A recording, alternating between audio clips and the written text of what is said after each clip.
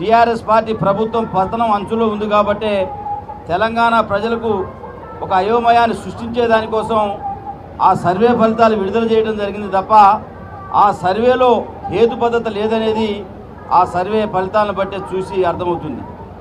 ఒకటే కేసీఆర్ గారిని అడుగుతున్నాం,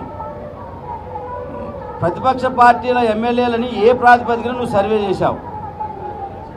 అంటే క్వశ్చన్ పేపర్ నువ్వే తయారు చేసి ఎగ్జామ్ నువ్వే రాసి నువ్వే పేపర్ దిద్ది నువ్వే ఫలితాలు ప్రకటించినావు. అలా మా ప్రమేయం ఏం లేదు.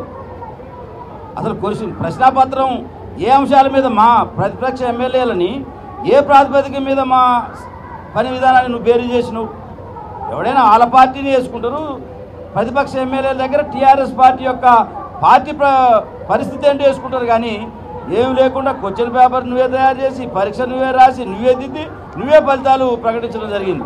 ఓసర వెళ్ళి అవినీతి పరుడు, 20 కోట్లకు అమ్ముడు పోయినోడు, నిజాయితీతో నిబద్ధతతో అక్రమ కేసులు పెట్టినా, ఎన్ని నిర్బంధాలు పెట్టినా, మమ్మల్ని జైలుకు పంపించినా, ఎన్టీ రామారావు గారి స్ఫూర్తితో తెలంగాణలో పనిచేస్తున్న మమ్మల్ని మా కాలిగోటి కూడా సరిపోడు ఎర్రబెల్లి ఒక పెద్ద ముఠాకోరు, ఒక అవినీతి పరుడు, బ్లాక్ మెయిలరు, తెలుగుదేశంలో ఉన్నప్పుడు పచ్చి మోసకారి, ఎప్పుడు నాయకులను బ్లాక్ మెయిల్ చేసి తన ఆర్థిక అవసరాలను తీర్చుకునే ఒక నయవంచకుడు ఈ ఎర్రబెల్లి దయాకర్ రావు, తీగల కృష్ణారెడ్డి, వాడు మాగంటి గోపియాను, గాంధీ ఊరు. అంటే వీళ్ళు బ్రోకర్స్. వీళ్ళు ఏదో టికెట్స్ ఇచ్చి తెలుగుదేశం పార్టీలో చంద్రబాబు గారు నీడన అక్కడ ఉన్న వాళ్ళు పెట్టారు. ఈ బ్రోకర్స్ మాట్లాడితే ఈ బ్రోకర్స్ గురించి మనం పట్టించుకోవాల్సిన పని లేదు.